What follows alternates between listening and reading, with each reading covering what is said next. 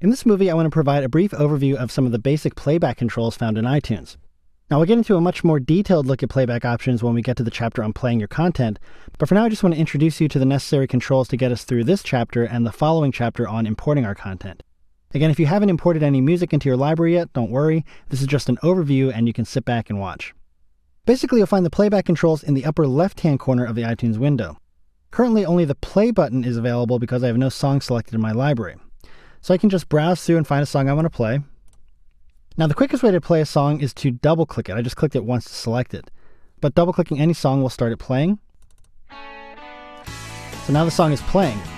Notice that the play button has become a pause button, and now we have the rewind and fast-forward buttons available to us. Clicking the pause button obviously pauses the song, and now it's the play button again. Clicking that again plays the song from where we left off. And I'll pause it again. Double-clicking always starts a song from the beginning, even if you double-click the song that's currently playing. So if I double-click the song, even though we're 12 seconds into it, you can see it started from the beginning again.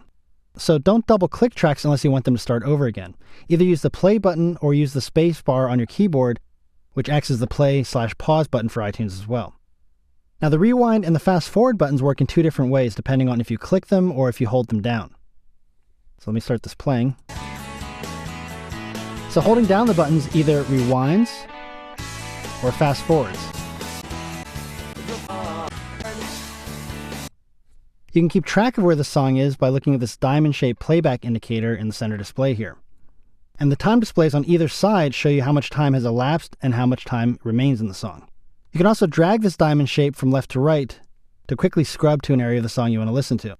Or you can click anywhere in the playback indicator area to jump right to that location. So this is a lot faster than just using the fast forward and rewind buttons. Now if I simply click the fast forward or rewind buttons, whether anything is playing or not, they act as the next and previous buttons, meaning you can use them to jump ahead to the next song or back to the previous one. If music is playing when you click these, you can see the next song starts playing right away. If the music is paused, and I click one of these, you can see the speaker icon jumps to the next selected track, but it won't play until you manually start the song playing. Let's look at the center display area again. We've already seen how you can click and drag around the playback indicator to jump to another part of the song, and we can also see that the display alternates between displaying the name of the artist or band and the name of the album, and above that is the name of the song. The song title always remains at the top, and you can see the band name and album name scrolling if you wait and watch, like right there. Now if you don't feel like waiting, just click the band name or album name to toggle between the two. Some other items you'll find in the center display area, the small button that looks like a tiny play button switches the display to a graphic VU meter, which, when a song is playing, shows you a graphic representation of the frequencies of the two stereo channels of the song. As far as I can tell, this serves no other purpose than to look kind of cool when music is playing, but we'll see later there's much more interesting stuff to turn on if you want some eye candy to go along with your music. So I'm just going to toggle the display back to the song info. Now, depending on what iTunes is doing, you might see other things in the center display as you click this button. For example, if you're copying songs to your iPod or importing music from a CD, the progress status of those activities are displayed up here, and you can toggle through them using the same button. Another playback control at the top of the window is the volume slider, which you drag left and right to reduce or increase the volume of the song. Now, this volume control is independent of your computer's volume. So if you have the volume cranked all the way up on iTunes, but it's still not loud enough for you, you can turn up your computer's volume or your speaker's volume if you have external speakers attached to your computer. Okay, two more buttons that I want to show you here because I think they're important to know about right off the bat in case you think iTunes is acting weird.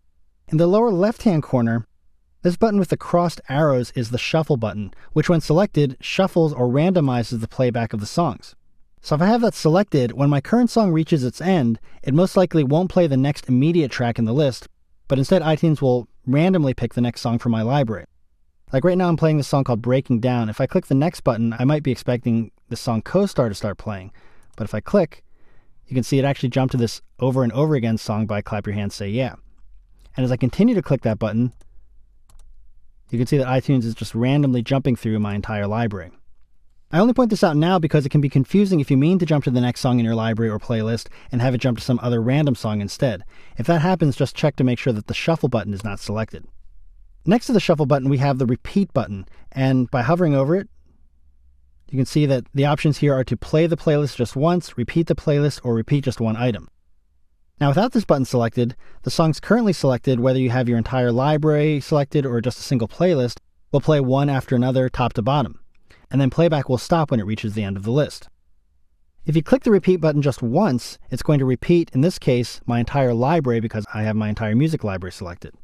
If I have a specific song selected and I click the repeat button another time, you can see a number 1 appears on the button, indicating that only this one selected song will be repeated over and over again until I stop playback. So just be aware that the repeat button is here too in case you accidentally click it and wonder why the same song is playing non-stop. I'm just going to click that again to turn it off. Lastly, I want to point you to the display on the bottom of the iTunes window, which tells you how many items are in the library you have selected, which in my case, I have 722 songs in my entire library. And it also tells me that it's 1.7 days worth of music and takes up 2.73 gigabytes worth of space on my hard drive. Clicking this display gives you the actual precise count. So in my case, I have 1 day, 19 hours, 51 minutes, and 48 seconds of content in my library. So those are the basic playback controls and displays I wanted to familiarize you with before we moved on. Again, we'll be getting more into playback options when we get to the chapter on playing your content, but for now, that's the info you need until we get to that point.